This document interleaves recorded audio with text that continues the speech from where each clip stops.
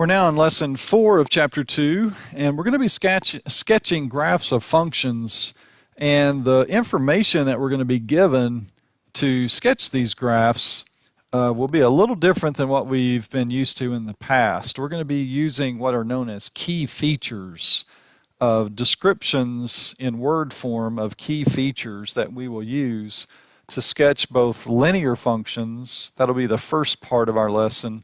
And we'll do a similar exercise using other key features to sketch the graphs of nonlinear functions. So let's first of all identify some of these key features that you're going to see as the graph of the function is being described. We know about x and y intercept, where the graph, if it crosses the x-axis or the y-axis, that's pretty common knowledge at this point. What does it mean, though, for a function to be positive?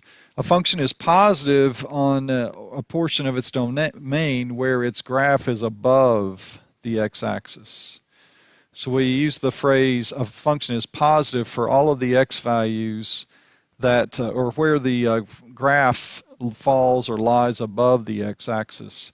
And of course, conversely, it would be negative for that portion of the graph that is below the x-axis.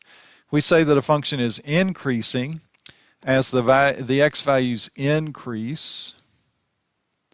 The value of the function increases, so that's like a positive slope. As we go from left to right, it should be on the incline. And then decreasing is just the opposite. As the x values increase, this time the value of the function decreases, so that would be like a negative slope when we're talking about linear functions.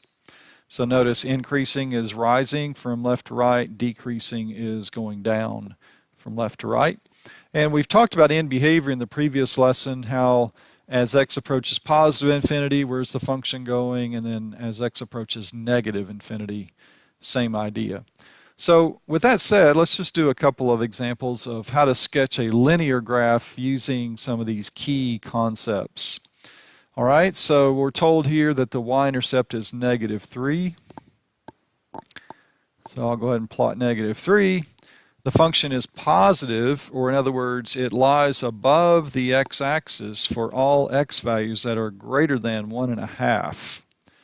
Well, here's 1.5. That's really another way of saying if the graph is positive for x that are greater than 1.5, it must be negative for the ones less than 1.5, okay? Or equal to 1.5 would be right there on the x-axis. So this is really another way of describing an x-intercept. The function is increasing for all values of x, okay? So we're always going upward as we travel from left to right. That's what that refers to. The domain, this is going to be a line that goes on and on forever in both directions because the domain is limited. The domain is between the numbers -2 and 3. So I'm just going to make marks and then we'll erase them. What that's saying is that our x-coordinates cannot go beyond -2 to the left and +3 to the right. And the range, the y-coordinates cannot go below -7 and +3. So basically we're going to have a line segment that's contained within this rectangle. Okay, the domain is specified, it's been restricted, the range has been also restricted, and so we can get an idea. This is again going to be a linear function, and let's just go ahead and get one more dot. We can use our idea of slope. Or we can also take the idea of using the point -2, -7. That will be an endpoint down here, and then 3, 3 will be the other endpoint up here.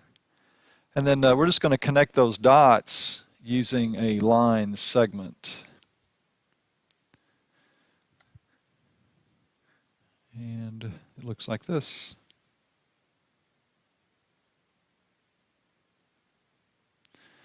All right, and I'll just erase these other marks. They're not really part of the graph, but I just wanted to illustrate what they were referring to when they talked about the domain and the range being in these two areas. Okay, and so that's my answer for my first example.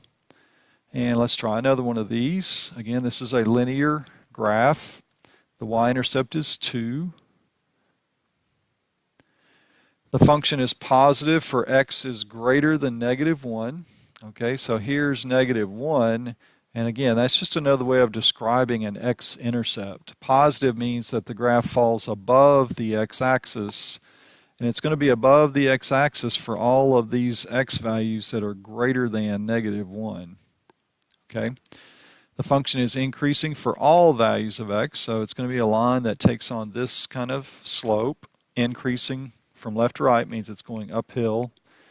And this time it is going to be a complete line, because as we approach positive infinity, the graph is going to go forever positive toward the y, positive infinity. And as we approach negative infinity on the x, it's also going to go forever toward negative infinity on the y. So this time, instead of a line segment, it should be the graph of a complete line. Okay, so we can use our slope idea up to right 1, and it looks something like that. Okay, so that's my example number 2. And now you're also going to be asked to sketch graphs of nonlinear functions, and so there's a few more key concepts, key features that we need to discuss. Continuity. A function is continuous if it can be graphed with connected lines, or maybe they're not connected lines, they're connected smooth curves. Smooth curves like a parabola maybe. Okay, we know about extrema from our previous lesson, the relative maximum and minimum values, highest and lowest points, turning points. We've talked about symmetry. A function has reflectional. You see the word reflection in there. Reflection just means a mirrored image of itself. A function has reflectional symmetry if there is a vertical line that divides the graph into two halves that mirror each other. Okay? So let's take these ideas along with what we've already talked about and see if we can sketch a nonlinear graph. Okay, so our key features are, we have a y-intercept of -5. Right there. The function is continuous, so there should not be any breaks. We should be able to flow continuously from left to right without picking up our pencil. The function is positive for x is less than -3. Okay, so here's where x is -3, and for x is greater than 4. So as we travel left along the x-axis, that means the function being positive means this part going this way will be above the x-axis. And for all values of x greater than 4, we will also be above the x-axis. All right, the function has a minimum at 2, -6. So here's 2, 2, -6. So that's the very lowest point on the graph. It's increasing for x is greater than 2. So here's where x is 2. Increasing just means, just think positive slope.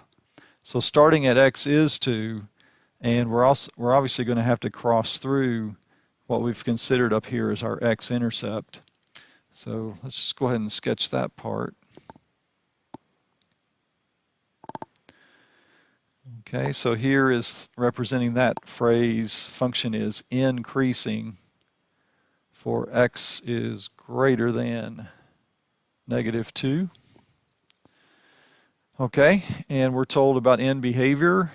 As x goes to positive infinity, the function also goes, so right and up. And as we travel left along the x-axis toward negative infinity, it also should go up on the left. Okay, so let's just go ahead and take a look at this. We know this is a y-intercept, so it's got to cross through the y-axis here, and we've already identified this as an x-intercept.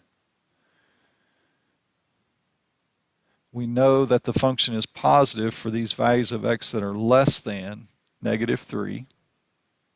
So it's going to be above the x-axis to the left of x is -3.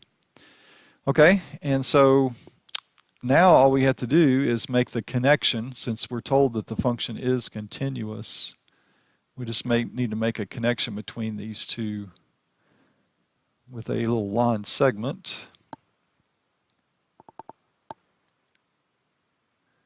And it looks like that. And so let's just double check. We'll just make sure everything is right. We got the y-intercept. Function's continuous. All right, we got that. The function is positive for x less than -3. So as we travel less than -3, we're above the x-axis. And for x is greater than 4, so as we travel greater than 4, we're above the x-axis. That checks out. Function has a minimum at 2, -6. There's that point. It's increasing, meaning it should be going uphill from left to right for x is greater than 2. All right, so from our minimum point, we should be increasing from there forever on going forward. And we've already checked the end behavior, so that looks good. We've put all the pieces together, and that is our graph. Okay, here's my final example. The y-intercept is 1. The function is continuous.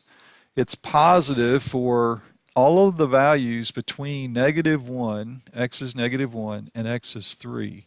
So from here to here, our graph should be above the x-axis. The function has a maximum at 1, 2. So let's just go ahead and plot that point.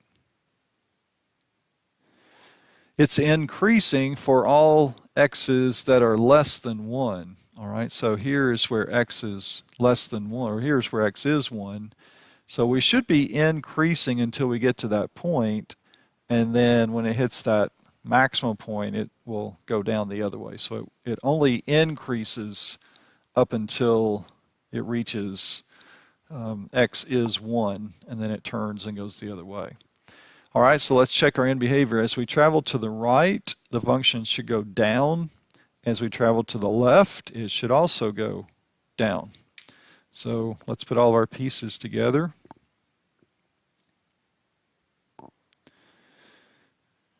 Okay, so it should go like this.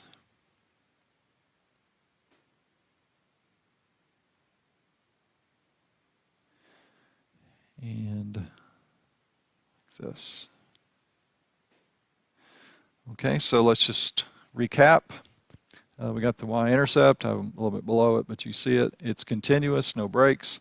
It's positive, meaning it falls above the x-axis between -1 and 3. That's true. It has a maximum of 1, 2. That's the very highest point. That's true. It's increasing for x is less than 1. So increasing means that it should be rising from left to right until it reaches 1. Okay, notice how it's got a positive slope. That's another way of saying function is increasing. And then once it hits 1, it'll start to decrease. And so that is my answer for my 4th example. Okay, so I hope that's helpful in doing the rest of the assignment. If you have any questions, let me know.